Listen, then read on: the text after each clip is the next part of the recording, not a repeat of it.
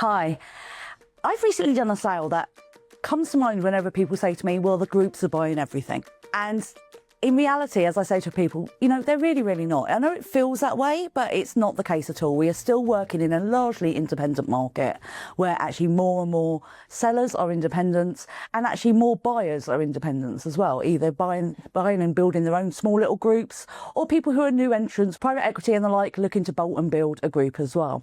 When people say, though, that the groups are buying everything, what they mean are the tip of the tongue ones. So the ones who are always at the top of the league table. So your Busy Bees, your Bright Horizons, your Kids Planet. And this sale recently made me think, well, actually, I don't think people are aware of how different the approaches are for a lot of these groups.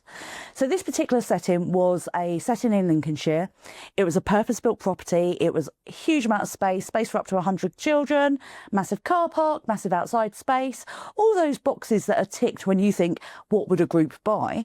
It was there. The EBITDA was good. It could still be better. There was room for improvement, but actually it was at a level where most groups will tell you that's where the kind of thing they're looking for. And then when I started going out, I kind of went out to everybody. With settings like this, I don't always feel that actually just saying, well, they're going to buy it, so I might as well just go to them. That doesn't work. You're not going to get your best offer as a seller if you just go to a very small portion of the market.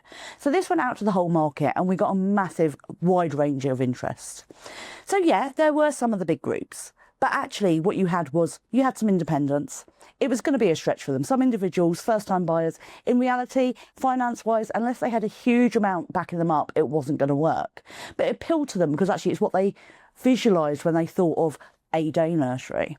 You had, however, some small micro-consolidators, so people already had 2 or 3, and these guys were very interested. It's an obvious choice to step up. Most people, when they grow a group, they tend to start maybe at about a 30-place setting, move up to, say, a 60, and then the next one tends to be the biggest at 100, and then kind of onwards and upwards from there. So for a lot of people, it was the perfect step up for that kind of setting. And then you've got things like the private equity first-time entrants. These guys, they're looking for a nice, strong footprint. So actually people who are saying, well, ideally we wouldn't want just one setting. We want to buy 3 or 4 at the same time. But this one's large enough that we could always build it and have it as a hub and then kind of have our satellites out from there. So we've got interest there as well. But the groups all responded slightly differently. Some of them were very much a straight off no. It's a yes, we have a nationwide remit, but actually that's not a target area for us at the moment. So it's not an area they were looking to actually grow into, even though they might already have a few things locally.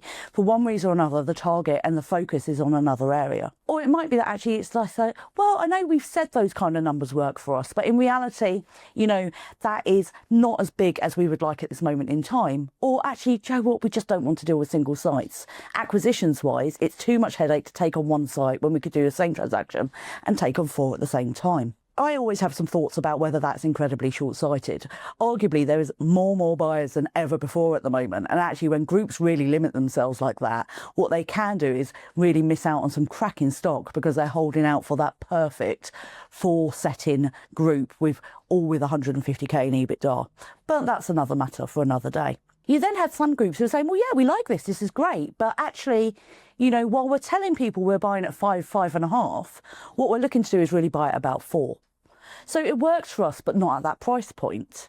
This is tricky because in reality, so much of what the groups buy doesn't come out onto the whole market.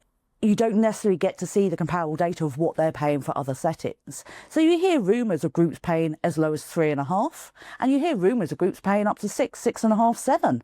But actually that information isn't out there in the public domain.